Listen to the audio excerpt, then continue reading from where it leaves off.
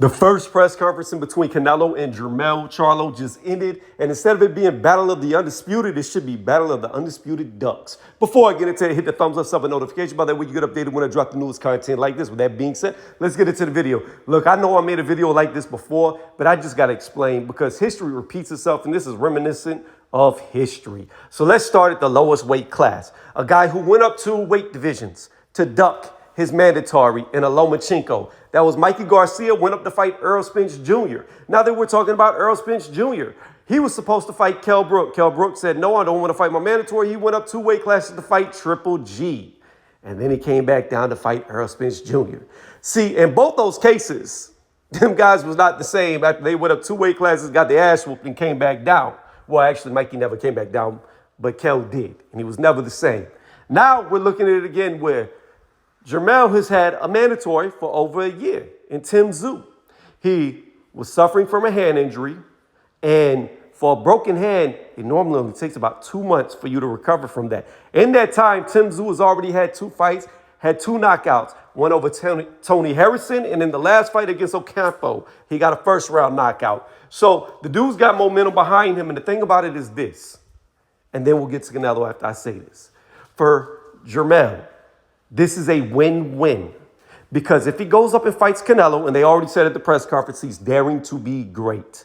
That is what they're going to say. He dared to be great, even though he lost.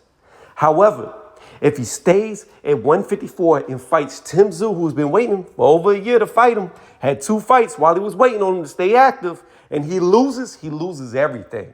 Whereas if he loses against Canelo, he loses nothing and he collects a check on top of it.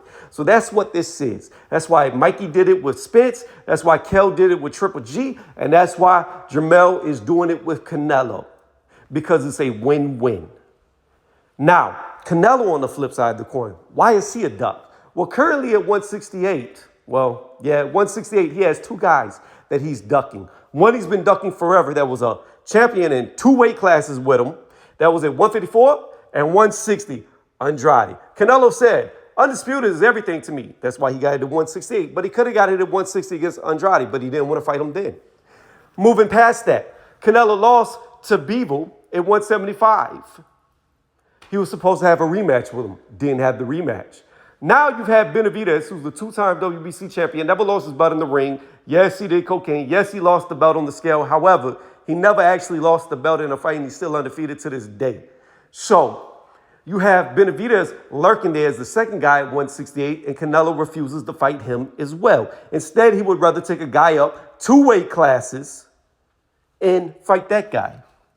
So, in my opinion, it is apparent and as clear as day that Canelo doesn't want to fight Benavidez. He doesn't want the rematch with Bivol, and he's scared shitless of Andrade. You can say all day long that what has Andrade done? What has he done? Well, he was a champion in 2 weight classes with Canelo. That's what he did.